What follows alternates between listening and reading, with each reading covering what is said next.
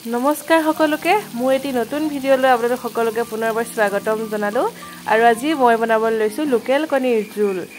সহজ পদ্ধতিৰে কম বস্তুৰে কেনেদৰে লোকেল কণীৰ জোলকণ বনালো চাৱা হক মই ভাততে দুটা আলু আৰু তিনটা কণী দি দিছিলো লোকেল কণী ঘৰৰে হয় আৰু ইয়াত মোক মছলা হিচাপে লাগিব আদা নহৰু পিয়াজ জলকীয়া সকলোখিনি ভালদৰে খুননাত খুনিলম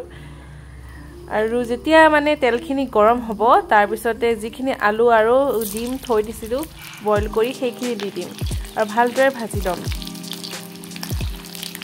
দোকানৰ পৰা কিনি অনা কণীতকে ঘৰৰ যিটো লোকেল কণী হয় সেইটো বেছি ভাল হয় আমাৰ শৰীৰৰ বাবে আৰু একো অপকাৰো নকৰে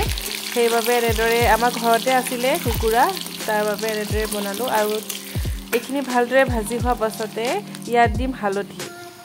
হালধি আৰু মছলা যেটো মছলা আমি পিছি থৈছিলো সেই মছলাটো ইয়াত দি দিম মই মছলাখিনি ইয়াতে দি দিছো আকৌ এক্সট্ৰাকৈ দিম আৰু আলুখিনি কাহি পেলাই মছলাখিনি ব্যৱহাৰ কৰা নাইকিয়া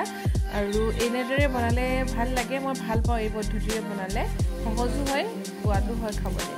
আৰু এনেদৰে গুটেইখিনি দিয়া পাছতে অকমান পানী দিম যাতে মছলাখিনি ভালদৰে সোমাই যায় ডিম আৰু আলুৰ মাজত আৰু সোৱাদলৈকে অকমান মছলা দিম মছলা হিচাপে মই ব্যৱহাৰ কৰিছিলো ইয়াত চিকেন মছলা গৰম মছলা আৰু জিৰা গুড়ি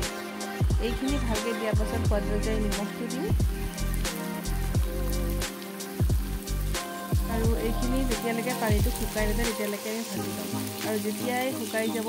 তেলটো বিৰিঙি উঠিব তাৰ পাছতে যিটো পানী মোক প্ৰয়োজন হ'ব জোলকণৰ কাৰণে সিমানখিনি পানী মই ব্যৱহাৰ কৰিম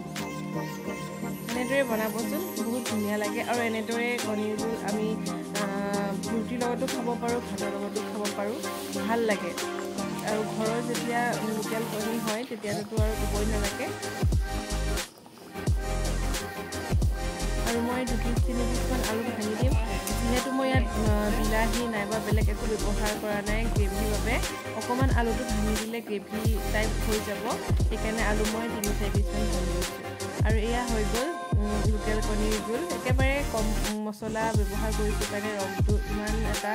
ভাল হোৱা নাই তথাপিও খাবলৈ বহুতেই ধুনীয়া হৈছিলে ভিডিঅ'টো কেনেকুৱা পালে চাই জনাব